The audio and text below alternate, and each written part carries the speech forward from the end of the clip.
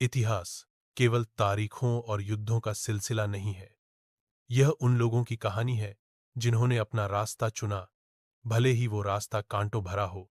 आज हम बात कर रहे हैं सम्राट अशोक की, एक ऐसे राजा की जो तलवार से चला और करुणा की राह पर अमर हो गया।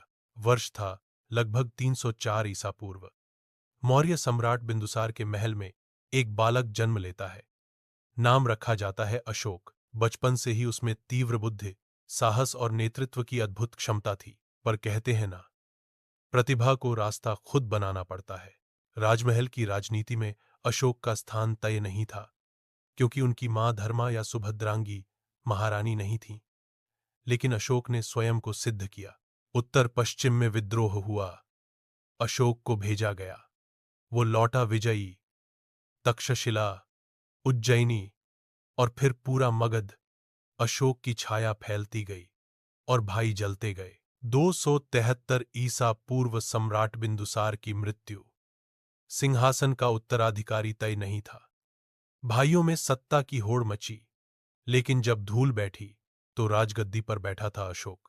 अब तक अशोक एक शक्तिशाली सम्राट बन चुके थे, पर एक राज्य था जो मौर्य साम्राज्य के अधीन नहीं आया था, कलिंग।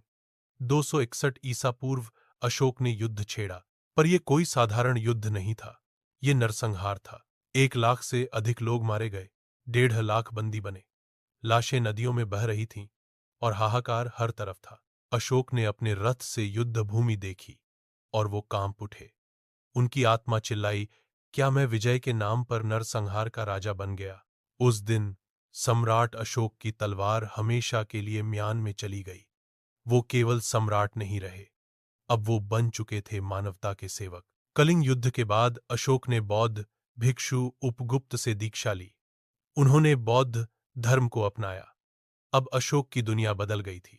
राजनीति नहीं, अब उन्हें नैतिकता की राजनीति करनी थी।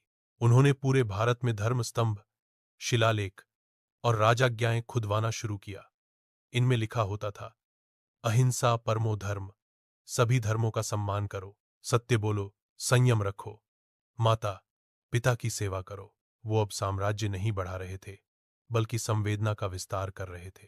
उन्होंने अपने बेटे महेंद्र और बेटी संघमित्रा को श्रीलंका भेजा, जहां वे बौद्ध धर्म का प्रचार करने गए।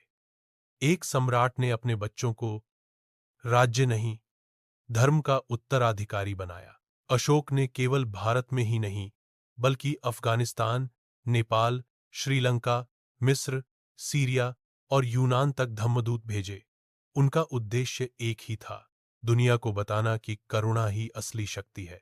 आज भी अफगानिस्तान में अशोक के शिलालेख मिलते हैं। भारत की आजादी के बाद जब राष्ट्र चिन्ह चुना गया, तो अशोक के सांची स्तूप के चिन्हों को चुना गया, क्योंकि वो केवल राजा नहीं थे, वो एक विचार बन चुके थे।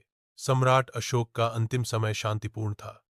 लगभग 232 ईसा पूर्व इस महान आत्मा ने संसार को अलविदा कहा, पर उनका विचार, उनका संदेश आज भी जिंदा है। मौर्य साम्राज्य तो उनके बाद ढह गया, लेकिन अशोक का धम्म साम्राज्य वो कभी नहीं ढहा, क्योंकि वो दिलों में था। सम्राट अशोक की कहानी हमें सिखाती है कि सच्चा विजेता वह है जो स्वयं को जीत ले, जिसने तलवार छोड़ी और करुणा थामी, जिसने खून के रास्ते से होकर प्रेम की राह खोजी।